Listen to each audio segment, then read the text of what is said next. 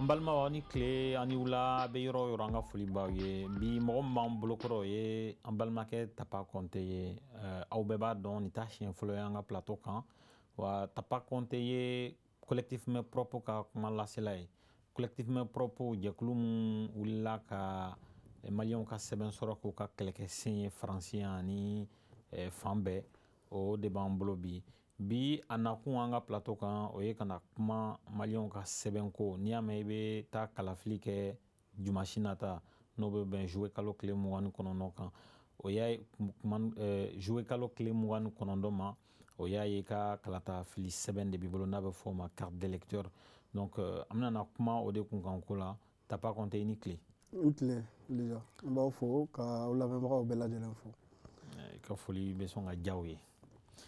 Donc an y'i wele bi kana kuma sabula aw ka jɛkulu n'o ye collectif main propre ye aw dɔnna sira min kan o y'a ye aw wulila ka maliyɛnw ka sɛbɛn sɔrɔ sɛbɛn nafamaw k'o k'aw kɛlɛkɛ kun ye o sen fɛ a delila ka wuli ka consulat minɛ tile 11 a mankan bɛɛ bɔla a kalama wa a balola fɛn mun na o y'a ye bi mɔgɔw bɛ se k'u ka passeport sɔrɔ nɔgɔya la u bɛ se k'u ka carte ɲininaw sɔrɔ nɔgɔya la fɛn min ye carte d'électeur ye fɛn min ye carte d'électeur ye bi est-ce que aw ka kɛlɛ sela o fana ma? Bon an ka kɛlɛ sera ma min kɛ comme mɔgɔ caman b'a kalama an ni consulat bɛ sigi an n'u ye bɛnkan minnu signé an bɔtɔla consulat minɛ wagati la an n'u ye bɛnkan minnu signé an ni ɲɔgɔn cɛ dɔgɔkun 2 o dɔgɔkun 2 an n'u bɛ sigi ka kuma la donc o cadre o baaraw kɔnɔna na an da sera carte d'électeur ko ma bon o y'a ɲininka a tilali bɛ se ka kɛ cogo jumɛn na an hakilinata ye jumɛn y'a la an y'an hakilinataw di o yɔrɔw la donc nka fɛn min ye kalafili yɛrɛ cadre kɔnɔna o ye parti politiques ka domaine de ye je pense que parti politique caman olu u n'u jɛra u ni u jɛkulu a bɛ tila cogo min na bénévoles ni fɛngɛw u y'olu ɲini donc anw ta kɔni kɛra min ye carte tilali ko la o ye ka information ka mɔgɔw dɛmɛ k'u informer u bɛ se ka u ka carte lasɔrɔ cogo min na cartes bɛ tila yɔrɔ minnu na fɛn o fɛn ye moyen de communication ye n'o b'an bolo an bɛ mɔgɔw la kunnafoni o cogoyaw la. N'i y'a mɛn carte bɛ sɔrɔ n'i y'a mɛn a bɛ fɔ k'i ka taa carte minɛ Champigny o y'a ye e wulila ka taama de kɛ ka baara kɛ minnu bɛ se ka to i ka carte sɔrɔ n'i y'a ye n taara n ka carte nɔfɛ o y'a ye ni carte ka kan ɲininkali bɛ fan mun fɛ est-ce que aw ye wulila ka baara kɛ baara minnu bɛ taa ka a ye kɛlɛ minnu kɛ walasa maliyɛnw ka se k'u ka fichier ɲininaw sɔrɔ k'u ka carte ɲinina sɔrɔ k'u ka passeport sɔrɔ est-ce que a y'o kɛlɛ ɲɔgɔn kɛ walasa maliyɛn bɛ faransi yan minnu b'a fɛ ka carte d'électeur sɔrɔ u ka se ka a baaraw kɛ olu yɛrɛ ka se ka wuli ka baara kɛ ani consulat mɔgɔw ka se ka baara k'u ye mun b'a to a carte d'électeur ka sɔrɔ nɔgɔya la. Non an ma kɛlɛ jɔnjɔn kɛ o kɔnɔna na kɛlɛ kunfɔlɔ kun ye min ye o ye mɔgɔw ka se k'u ka RAVEC kɛ bon carte ɲininaw dilanna RAVEC base de kan n hakili la depuis 2017 kɔnɔna na depuis an bɔra consulat kɔnɔ Pelleport ka taa Bobigny ka taa Miro ka taa Mo ka taa fɛngɛ ninnu Bondi ninnu fɛn caman sigira sen kan pour que mɔgɔw ka se k'u ka RAVEC kɛ minnu caman kɔni u ka fɔ la parce que u bɛ min fɔ ani min fana bɛ réellement olu fana tuma dɔw la danfara bɛ se ka don u ni ɲɔgɔn cɛ donc fɛn o fɛn kɔni sera k'a kɛ 2017 kɔnɔna na donc parce que révision de liste électorale kɛra fin d'année la mɔgɔ fɛn o fɛn y'a kɛ yan'o wagati cɛ donc a ka ca Ala fɛ olu b'u ka carte d'électeur sɔrɔ an ye mun fana f'u ɲɛna carte d'électeur tilawantɔ wagati bon anw ka u y'a ɲininka a format jumɛn kun ka di anw ye an y'a ye 2013 u ye a kɛ cogo min na u y'a essayer ka a carin yɔrɔw ni ɲɔgɔn cɛ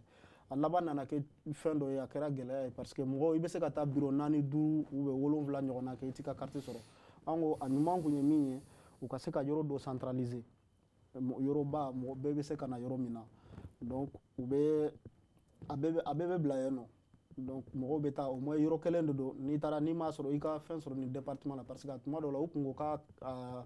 a danfaraw bɔlen don en fonction de département mais an y'a ye ɲagamili dɔw yera a la an ko n'u y'a tila mɔgɔw bɛ se ka bureau 2 bureau 3 kɛ u t'u ka carte sɔrɔ donc u bɛ décourager bon apparemment u ni parti politique mɔgɔw kumana o fana la olu y'a jira k'a fɔ ko pour que a ka se ka lasurunya mɔgɔw la u ka se ka cɛbɔ de u k'u cɛbɔ yɔrɔw la donc o formule de kun labanna ka choisi u y'o de sugandi pour que ka tilali kɛ o cadre kɔnɔna na mais an ye mun fɔ ye pour que o formule ka se ka sira sɔrɔ faut que u ka da la k'a fɔ ko a cɛbɔlen don département na cogo min na min sɛbɛnnen don sɛbɛnw kan a ka kɛ o ye réellement an y'a ye tuma yɔrɔ dɔw la ce n'est pas tout à fait ça a ma k'o ye donc o nana ni gɛlɛya ye mɔgɔ dɔw ma mais à chaque fois ni mɔgɔ min y'an fɛngɛ an b'a f'u ɲɛna u bɛ se ka taa site internet ni fɛngɛw kan k'u ka carte numéro fiche nina numéro don donc automatiquement u bɛna ye site sanfɛ u ka carte ka kan ka sɔrɔ yɔrɔ minnu na quoi voilà an ka jɔkun an ye wulikajɔ min kɛ o kɔni cadre kɔnɔna na o ye de dɔrɔn ka information lase mɔgɔw ma ka mɔgɔw kunnafoni cogo min na u bɛ se ka t'u ka cartes ta. Est-ce que aw bɛ a chiffre da dɔn maliyɛn hakɛya minnu ni u bɛ fichier électoral kan ɲinɛ kala fili la Faransi yan? Faransi yan ça doit être à peu près 79 000. 79 000 personnes. Olu de bɛna o de bɛ liste électorale kan olu de ka carte d'électeur bɛ na maintenant mɔgɔ hakɛ min bɛ déplacer ka taa ta sa mɔgɔ tɛ se k'o fɔ bi parce que carte bɛ bila yɔrɔw la hali bi mɔgɔw bɛ ka taa kelen-kelenw na ne kɔni ye min jateminɛ a la je ɲɛ b'a la mɔgɔ caman bɛ yen hali bi u ma t'u ka carte ta mɔgɔ caman bɛ yen u ma t'u ka carte ta an kun ye min fana fɔ administration mɔgɔw ye k'u k'a lajɛ o yɔrɔ la parce que bɛɛ b'a dɔn yan nɔ mɔgɔw ka emploi du temps cogoya ka gɛlɛn dɔɔni an ko u k'a lajɛ week-end fɛ u ka se ka a yɔrɔ daw yɛlɛ pour que mɔgɔw ka se ka déplacer ka taa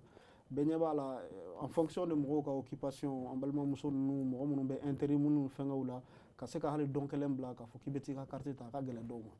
donc fɛn min dun fana don ce n'est pas une urgence absolue mɔgɔ ka balo dɛlen t'a la urgemment hali n'a ye sini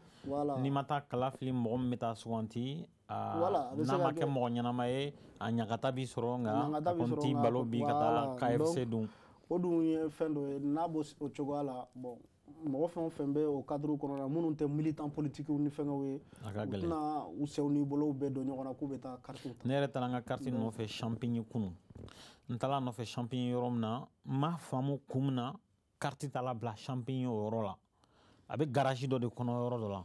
N fana y'a yɔrɔ ye n y'a yɔrɔ ye a bɛ résidence dɔ de la c'est isolé a bɛ résidence dɔ de la garage dɔ la n'a y'a sɔrɔ a bɛ mairie dɔ la walima a bɛ centre social dɔ la a tɛ gare kɛrɛfɛ i bɛ miniti 10 de tagama gare ni yen cɛ n ma se k'a faamu kun min na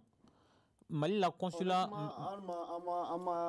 mɔgɔ ma ɲininka o yɔrɔ ninnu kɛcogo la ko yala a yɔrɔ ka ɲɛ a ma ɲi mɔgɔ si ma ɲininka o la an y'a mɛn dɔrɔn ko yɔrɔw sugandira u y'a sugandi ni parti politique ni fɛngɛw parti politique de ka cadre kɔnɔ parce que olu de bɛ fɛn min ye élection labɛnni kow ye olu de y'a yɔrɔw sugandi donc u ni consulat mɔgɔw ani l'administration o y'u ka responsabilité de mais an kɔni ye o fana jateminɛ ne yɛrɛ taara i ye yɔrɔ min fɔ effectivement ne yɛrɛ taara n ka carte ta yen nɔ de